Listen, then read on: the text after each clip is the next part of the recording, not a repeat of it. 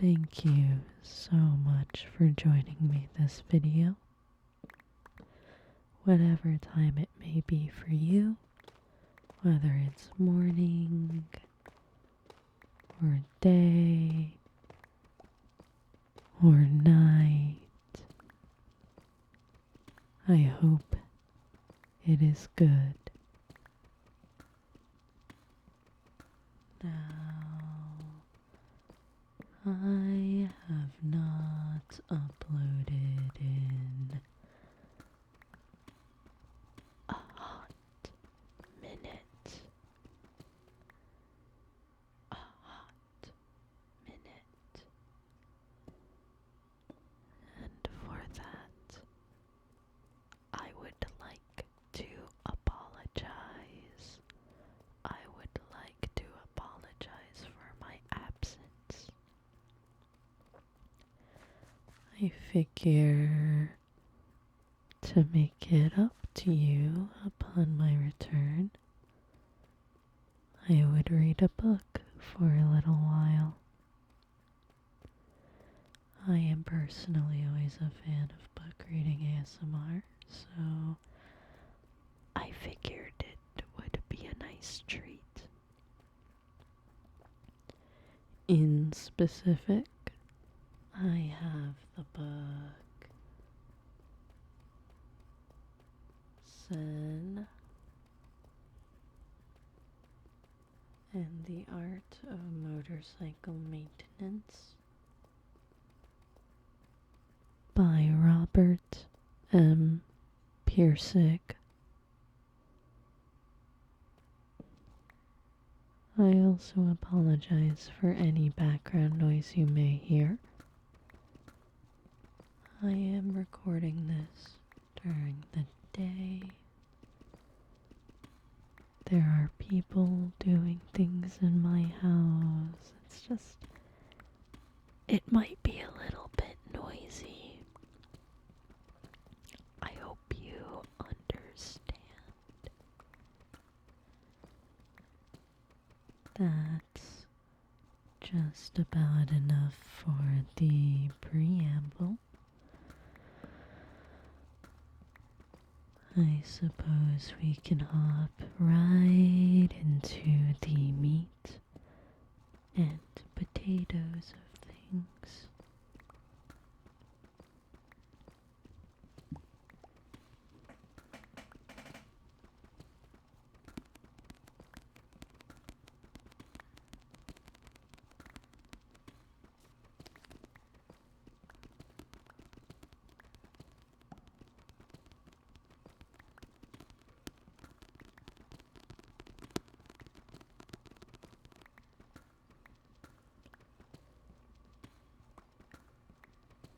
Chapter 1.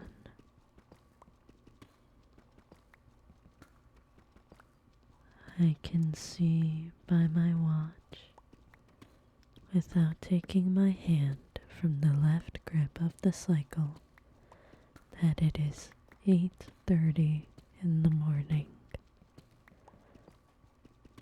The wind, even at 60 miles an hour, is warm and humid. When it's this hot and muggy at 8:30, I'm wondering what it's going to be like in the afternoon. In the wind are pungent odors from the marshes by the road.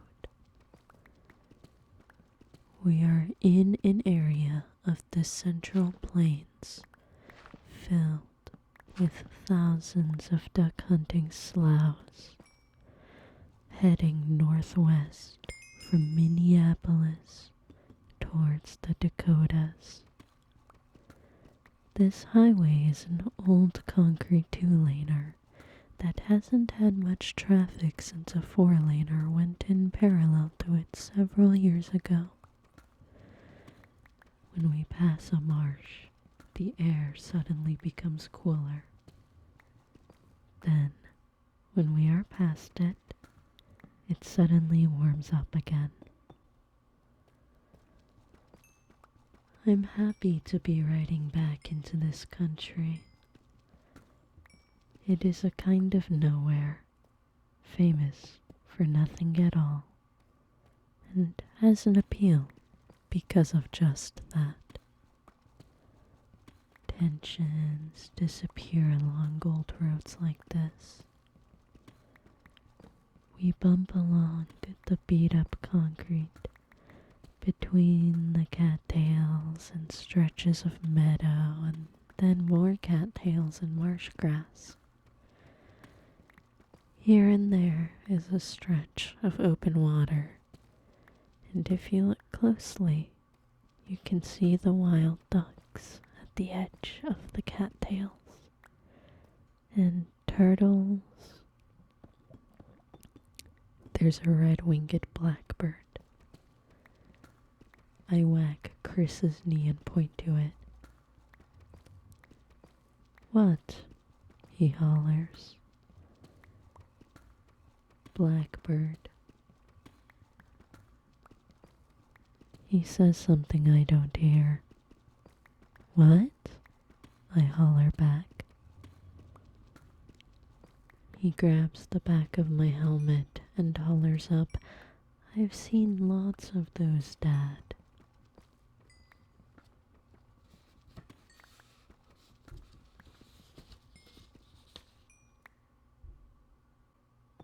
"Oh," I holler back. Then I nod. At age 11, you don't get very impressed with red-winged blackbirds. You have to get older for that. For me, this is all mixed with memories that he doesn't have. Cold mornings long ago, when the marsh grass had turned brown and cattails were waving in the northwest wind. The pungent smell then was from the muck stirred up by hip boots while we were getting in position for the sun to come up and the duck season to open.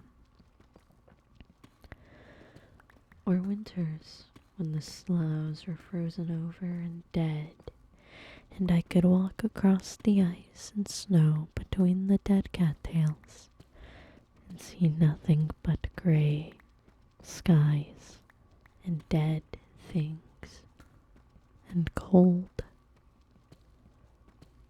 The blackbirds were gone then, but now in July they're back, and everything is at its alivest, and every foot of these sloughs is humming and cricking and buzzing and chirping.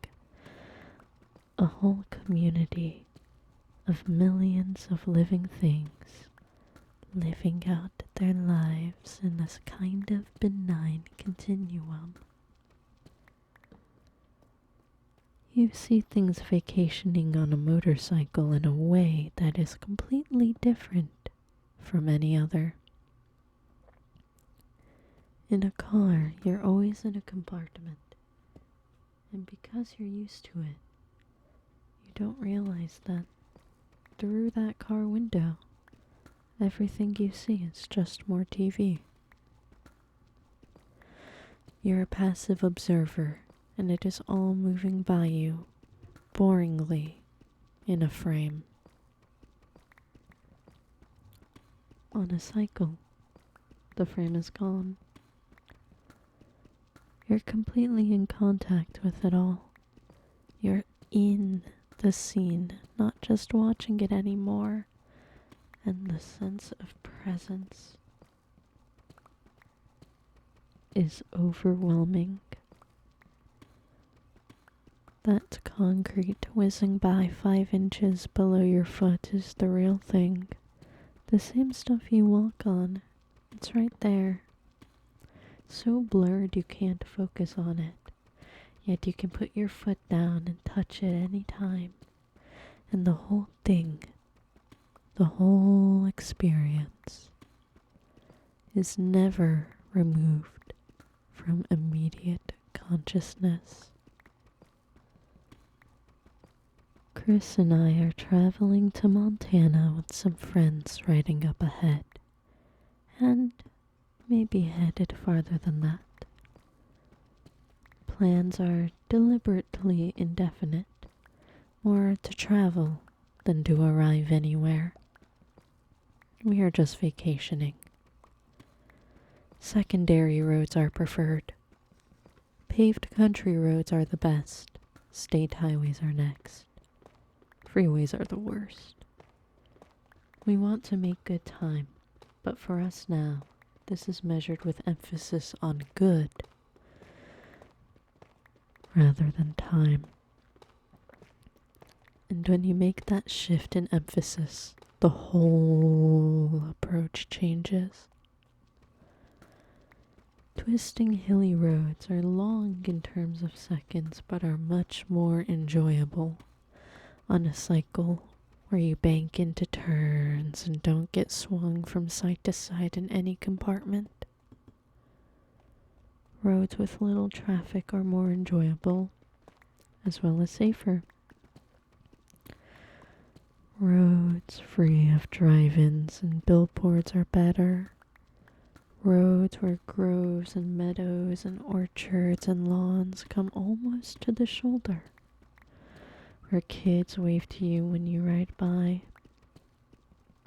Where people look up from their porches to see who it is.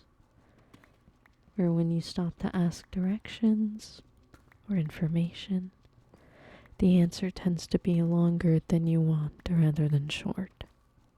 Where people ask where you're from and how long you've been riding. It was some years ago that my wife and I and our friends first began to catch on to these roads.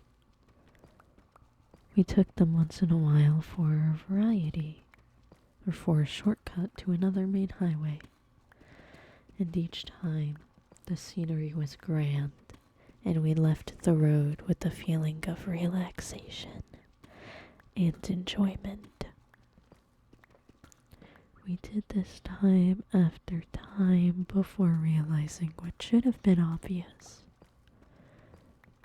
These roads are truly different from the main ones.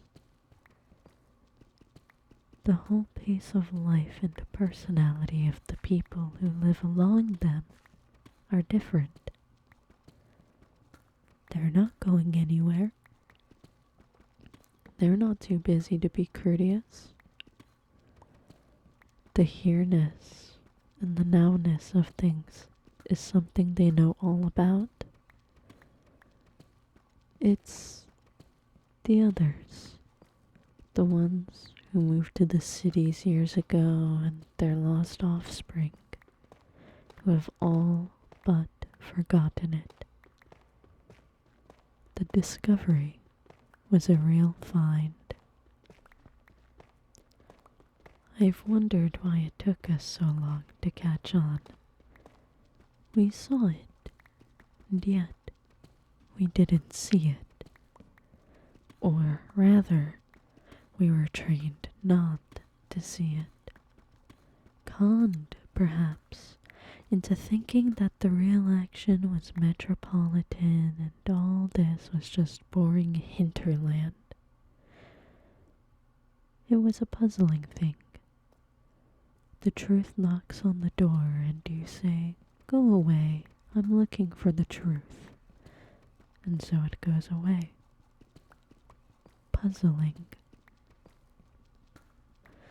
But once we caught on, of course, nothing could keep us off these roads. Weekends, evenings, vacations. We have become real secondary road motorcycle buffs and found there are things you learn as you go. We have learned how to spot the good ones on a map, for example.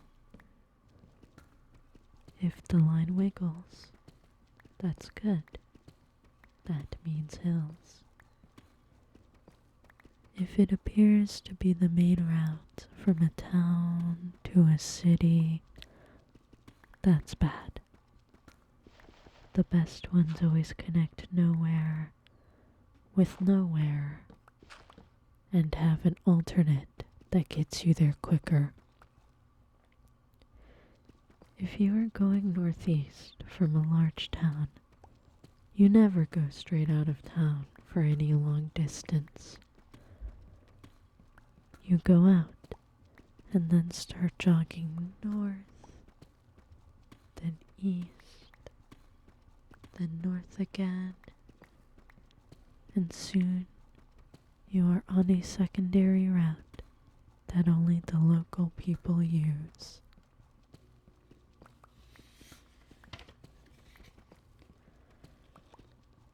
The main skill is to keep from getting lost. Since the roads are used only by local people who know them by sight, nobody complains if the junctions aren't posted. And often they aren't.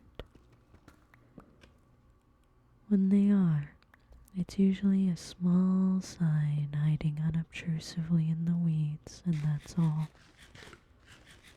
County road sign makers seldom tell you twice.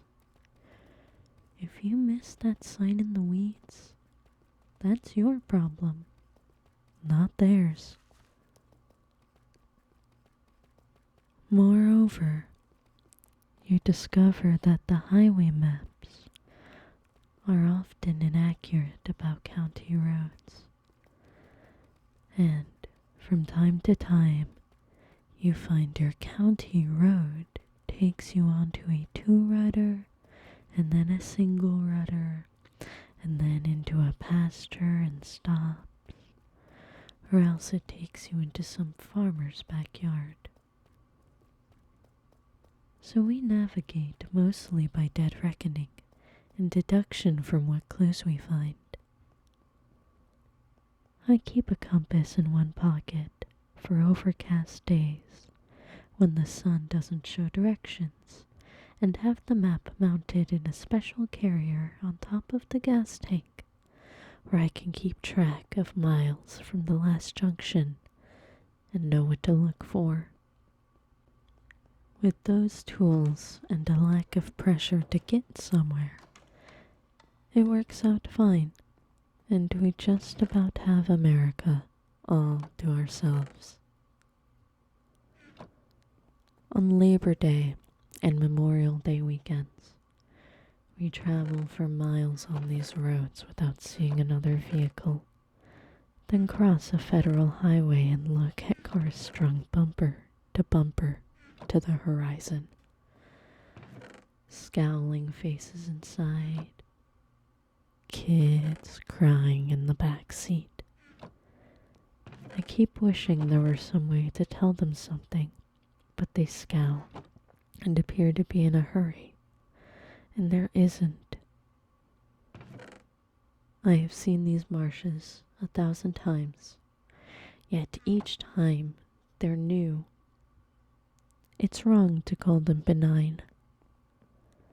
You could just as well call them cruel and senseless. They are all of those things, but the reality of them overwhelms halfway conceptions. There, a huge flock of red-winged blackbirds ascends from nests in the cattails, startled by our sound.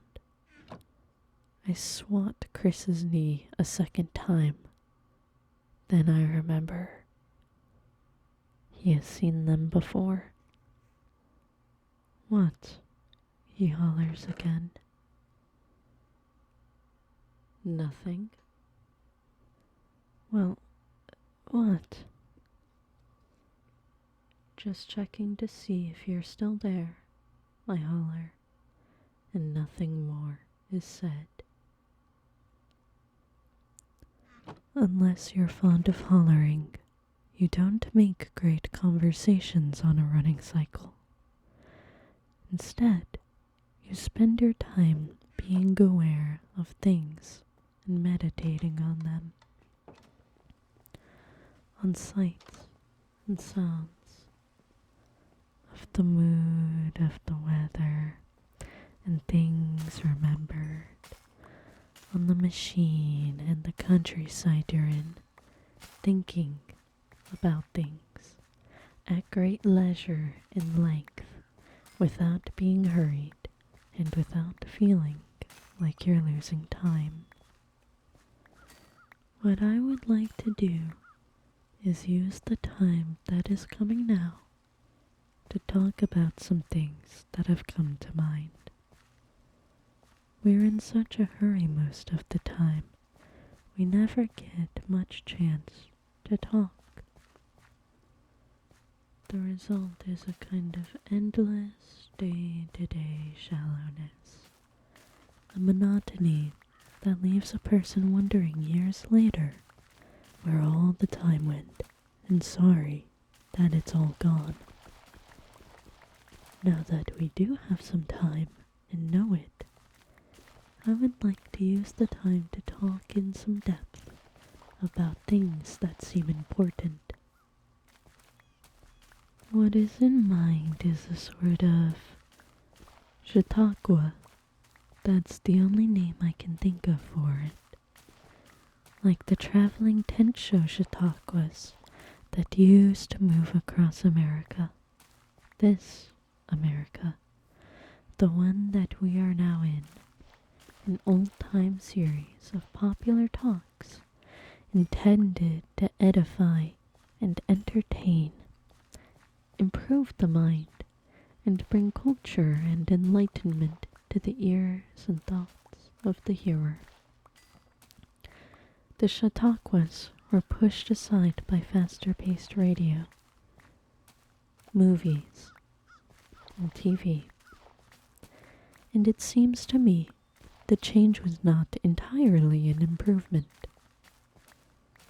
Perhaps because of these changes, the stream of national consciousness moves faster now and is broader, but it seems to run less deep. The old channels cannot contain it, and in its search for new ones, there seems to be growing havoc and destruction along its banks. In this Chautauqua, I would like not to cut any new channels of consciousness, but simply dig deeper into old ones that have become silted in with the debris of thoughts grown stale and platitudes too often repeated.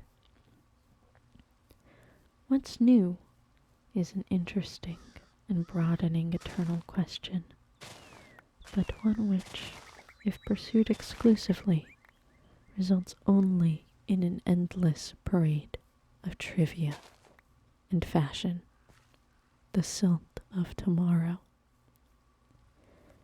I would like instead to be concerned with the question, what is best? A question which cuts deeply rather than broadly, a question whose answers tend to move the silt downstream.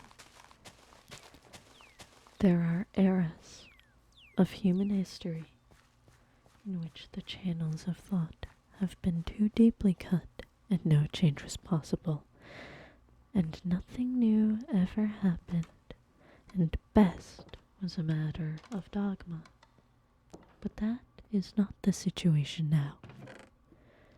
Now, the stream of our common consciousness seems to be obliterating its own banks, losing its central direction and purpose, flooding the lowlands, disconnecting and isolating the highlands into no particular purpose other than the wasteful fulfillment of its own internal momentum. Some channel deepening seems called for. Up ahead, the other riders, John Sutherland and his wife, Sylvia, have pulled into a roadside picnic area. It's time to stretch. As I pull my machine beside them, Sylvia is taking her helmet off and shaking her hair loose, while John puts his BMW up on the stand. Nothing is said. We have been on so many trips together, we know from a glance how one another feels. Right now, we are just quiet and looking around. The picnic benches are abandoned at this hour of the morning. We have the whole place to ourselves. John goes across the grass to a cast iron pump and starts pumping water to drink. Chris wanders down through some trees beyond a grassy knoll to a small stream. I am just staring around. After a while, Sylvia sits down on the wooden picnic bench and straightens out her legs, lifting one at a time slowly without looking up. Long silences mean gloom for her, and I comment on it. She looks up, and then looks down again. It was all those people in the cars coming the other way, she says. The first one looked so sad, and then the next one looked exactly the same way, and then the next one, and the next one. They were all the same. They were just commuting to work. She perceives well, but there's nothing unnatural about it. Well, you know, work, I repeat. Monday morning, half asleep. Who goes to work Monday morning with a grin? It's just that they looked so lost, she says. Like they were all dead. Like a funeral procession. Then she puts down both feet and leaves them there. I see what she is saying, but logically it doesn't go anywhere. You work to live, and that's what they are doing. I was watching Swamps, I say.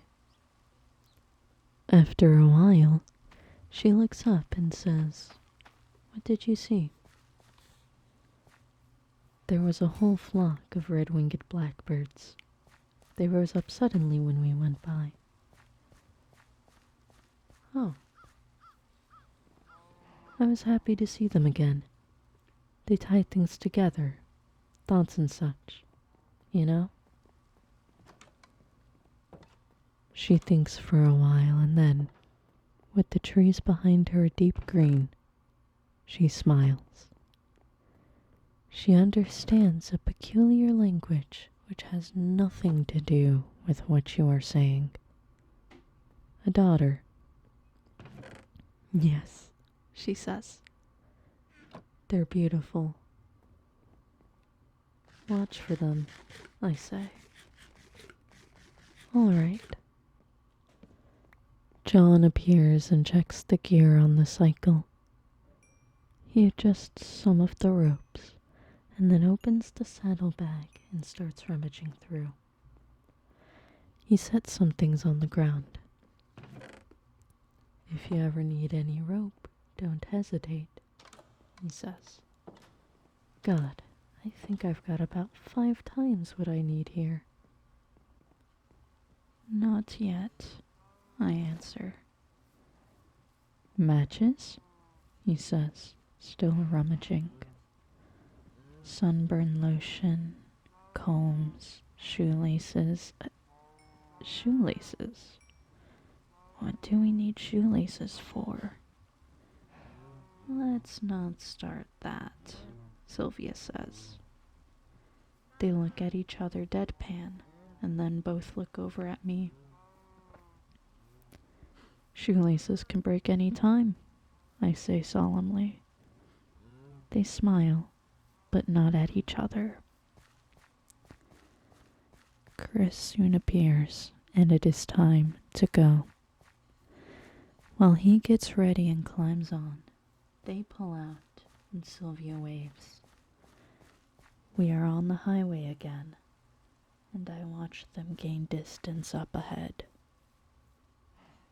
The Chautauqua that is in mind for this trip was inspired by these two many months ago, and perhaps, although I don't know, is related to a certain undercurrent of disharmony between them. Disharmony, I suppose, is common enough in any marriage, but in their case it seems more tragic. To me, anyway. It's not a personality clash between them.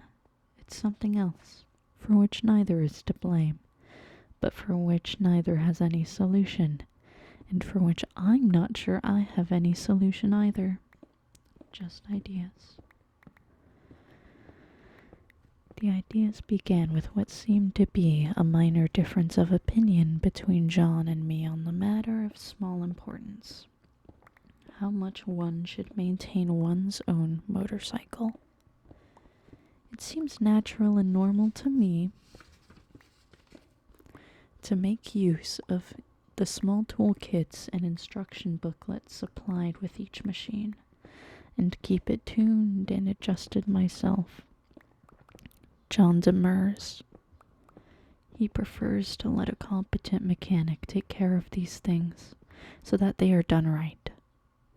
Neither viewpoint is unusual, and this minor difference would never have become magnified if we didn't spend so much time riding together and sitting in country roadhouses drinking beer and talking about whatever comes to mind.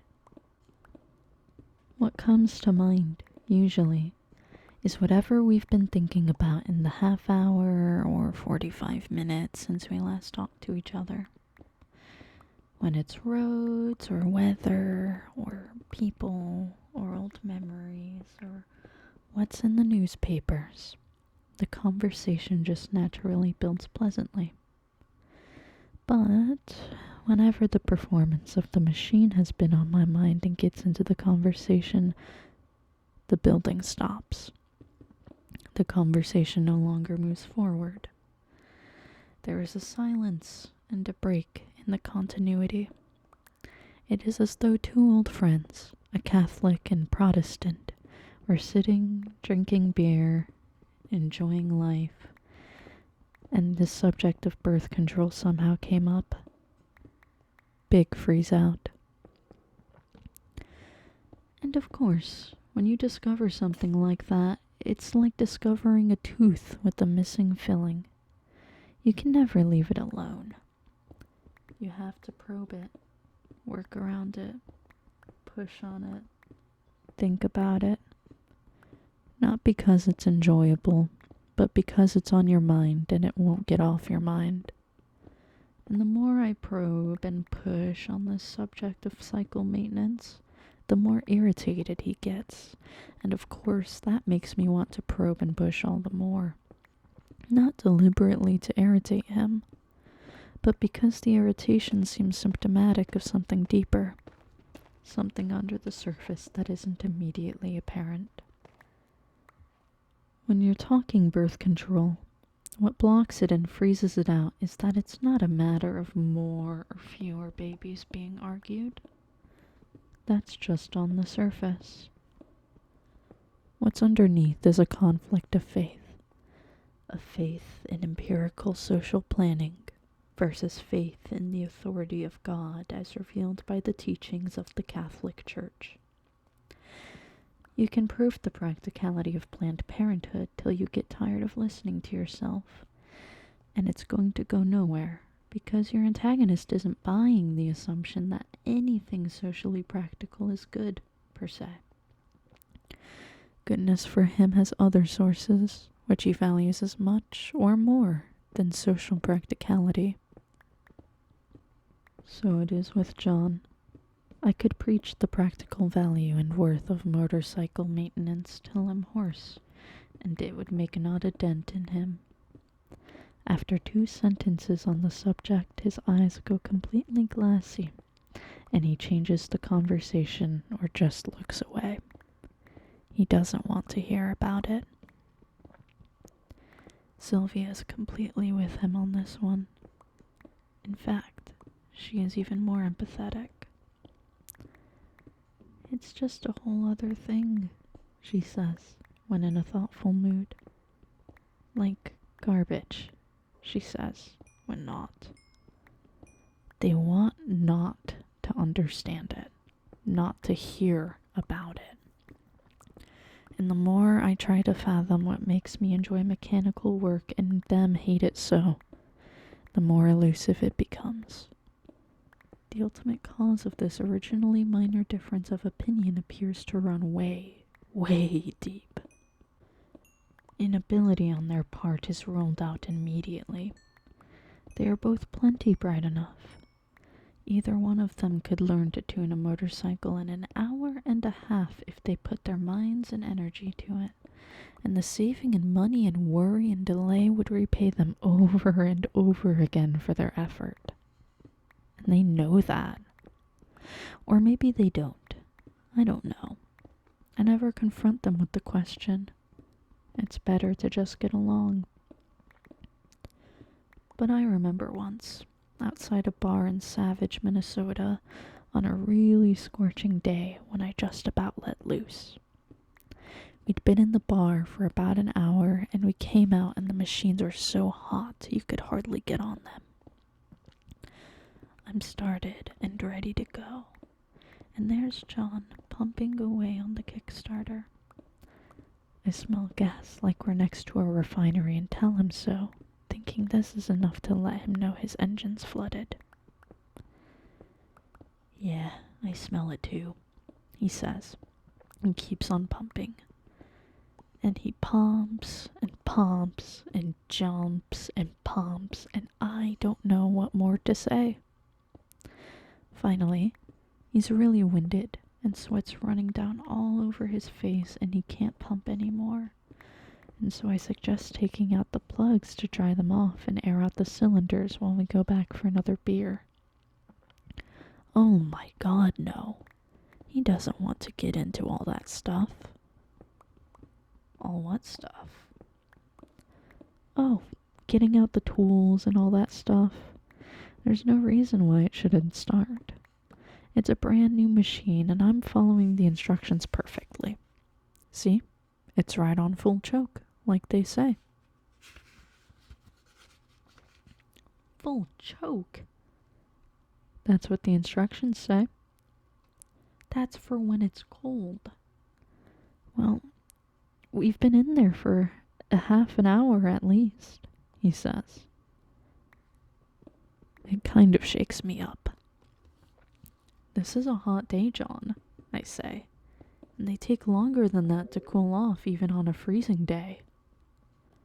He scratches his head.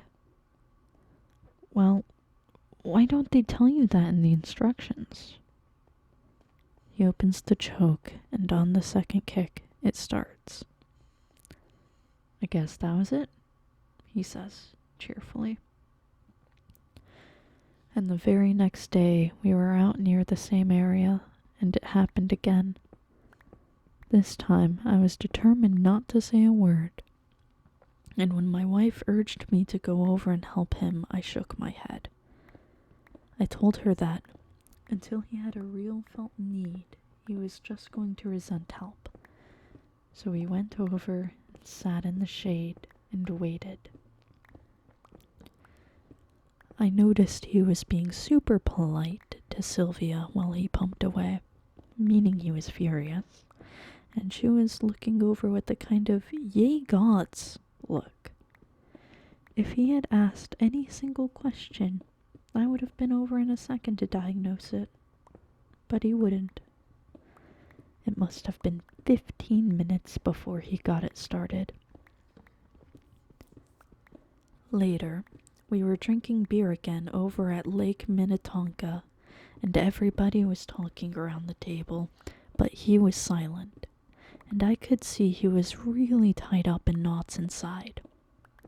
After all that time, probably to get them untied, he finally said, "You know, when it doesn't start like that, it just really turns me into a monster inside. I just get paranoid about it."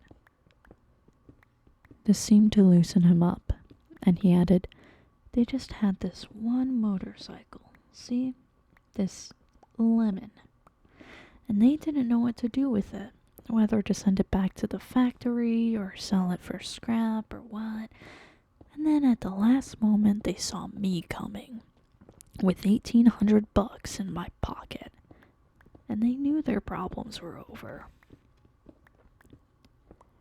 In a kind of sing-song voice, I repeated the plea for tuning, and he tried hard to listen.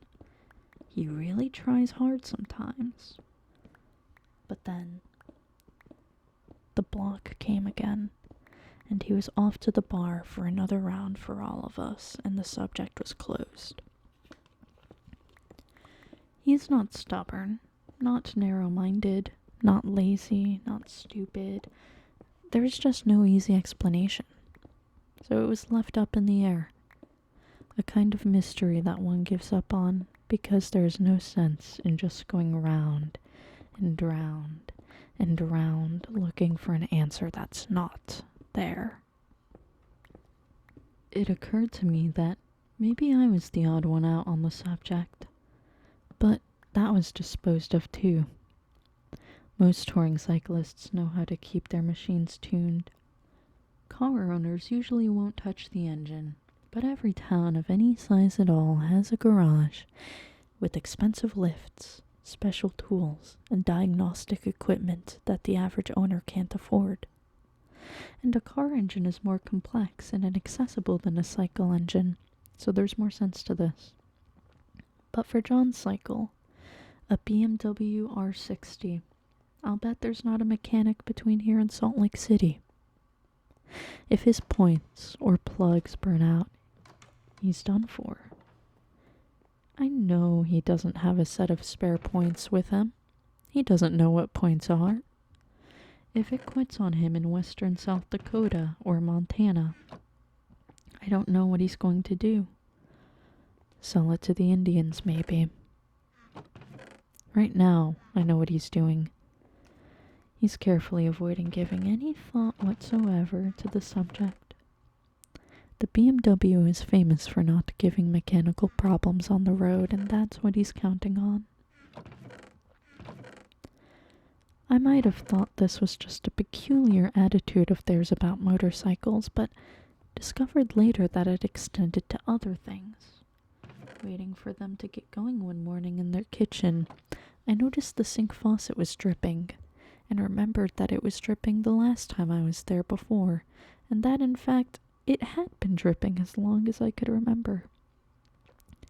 I commented on it, and John said he had tried to fix it with the new faucet washer, but it hadn't worked. That was all he said. The presumption was that was the end of the matter. If you try to fix a faucet and your fixing doesn't work, then it's just your lot to live with the dripping faucet. This made me wonder to myself if it got on their nerves, this drip, drip, drip. Week in, week out, year in, year out, but I could not notice any irritation or concern about it on their part, and so concluded they just aren't bothered by things like dripping faucets. Some people aren't. What it was that changed this conclusion I don't remember. Some intuition, some insight one day. Perhaps it was a subtle change in Sylvia's mood whenever the dripping was particularly loud and she was trying to talk. She has a very soft voice. And one day, when she was trying to talk above the dripping and the kids came in and interrupted her, she lost her temper at them. It seemed that her anger at the kids would not have been nearly as great if the faucet hadn't also been dripping when she was trying to talk. It was the combined dripping and loud kids that blew her up. What struck me hard, then, was that she was not blaming the faucet and that she was deliberately not blaming the faucet. She wasn't ignoring that faucet at all. She was suppressing anger at that faucet, and that goddamned dripping faucet was just about killing her. But she could not admit the importance of this for some reason. Why suppress anger at a dripping faucet? I wondered. Then, that patched in with the motorcycle maintenance, and one of those light bulbs went on over my head, and I thought, it's not the motorcycle maintenance, not the faucet. It's all of technology they can't take. And then all sorts of things started tumbling into place, and I knew that was it. Sylvia's irritation at a friend who thought computer programming was creative. All their drawings and paintings and photographs without a technological thing in them. Of course she's not going to get mad at that faucet, I thought. You always suppress momentary anger at something you deeply and permanently hate. Of course, John signs off every time the subject of psycho repair comes up, even when it is obvious he is suffering for it. That's technology. And sure, of course, obviously. It's so simple when you see it. To get away from technology out into the country in the fresh air and sunshine is why they are on this motorcycle in the first place. For me to bring it back to them just at the point and place where they think they have finally escaped it, it just frosts both of them tremendously. That's why the conversation always breaks and freezes when the subject comes up. Other things fit in too. They talk once in a while, in as few pained words as possible about it, or it all, as in the sentence, there is just no escape from it. And if I asked, from what, the answer might be the whole thing, or the whole organized bit, or even the system. Sylvia once said defensively, well, you know how to cope with it, which puffed me up so much at the time I was embarrassed to ask what it was, and so remained somewhat puzzled. I thought it was something more mysterious than technology, but now I see that the it was mainly, if not entirely, technology. But that doesn't sound right either. The it is a kind of force that gives rise to technology, something undefined but inhuman, mechanical, lifeless, a blind monster, a death force. Something hideous they are running from, but know they can never escape. I'm putting it way too heavily here, but in a less emphatic and less defined way. This is what it is. Somewhere there are people who understand it and run it, but those are technologists, and they speak an inhuman language when describing what they do. It's all parts and relationships of unheard of things that never make any sense, no matter how often you hear about them. And their things, their monster, keeps eating up land and polluting the air and lakes, and there's no way to strike back at it, and hardly any way to escape it. That attitude is not hard to come to. You go through a heavy industrial area of a large city, and there it all is, the technology. In front of it are high barbed wire fences, locked gates, signs saying no trespassing. And beyond, through sooty air, you see ugly, strange shapes of metal and brick, whose purpose is unknown and whose masters you will never see. What it's for, you don't know, and why it's there, there's no one to tell you. And so all you can feel is alienated, estranged, as though you didn't belong there. Who owns and understands this doesn't want you around. All this technology has somehow made you a stranger in your own land. Its very shape and appearance and mysteriousness say, "Get out." You know there's an explanation for all this somewhere, and what it's doing undoubtedly serves mankind in some indirect way, but that isn't what you see. What you see is the no trespassing, keep out signs, and not anything serving people but little people, like ants, serving these strange, incomprehensible shapes. And do you think, even if I were a part of this, even if I were not a stranger, I would be just another ant serving the shapes? So the final feeling is hostile, and I think that's ultimately what's involved with this otherwise unexplainable attitude of John and Sylvia. Anything to do with valves and shafts and wrenches is a part of that dehumanized world, and they would rather not think about it. They don't want to get into it. If this is so, they are not alone. There is no question that they have been following their natural feelings in this, and not trying to imitate anyone. But many others are also following their natural feelings and not trying to imitate anyone, and the natural feelings of very many people are similar on this matter. So that when you look at them collectively, as journalists do, you get the illusion of a mass movement, an anti-technological mass movement, an entire political anti-technological left emerging, looming up from apparently nowhere, saying, "Stop the technology. Have it somewhere else. Don't have it here." It is still restrained by a thin web of logic that points out that without the factories, there are no jobs or standard of living. But there are human forces stronger than logic. There always have been. And if they become strong enough in their hatred of technology, that web can break.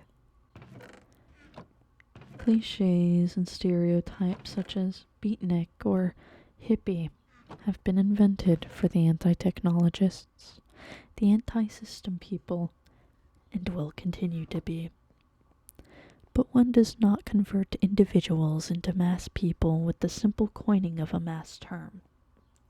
John and Sylvia are not mass people, and neither are most of the others going their way. It is against being a mass person that they seem to be revolting, and they feel that technology has got a lot to do with the forces that are trying to turn them into mass people, and they don't like it. So far, it's still mostly a passive resistance. Flights into the rural areas when they are possible, and things like that. But it doesn't always have to be this passive. I disagree with them about cycle maintenance, but not because I am out of sympathy with their feelings about technology. I just think that their flight from and hatred of technology is self-defeating. The Buddha, the Godhead, resides quite as comfortably in the circuits of a digital computer or the gears of a cycle transmission as he does at the top of a mountain or in the petals of a flower. To think otherwise is to demean the Buddha, which is to demean oneself. This is what I want to talk about in this Chautauqua. We're out of the marshes now, but the air is still so humid that you can look straight up directly at the yellow circle of the sun, as if there were smoke or smog in the sky. But we're in the green countryside now. The farmhouses are clean and white and fresh, and there's no smoke or smog.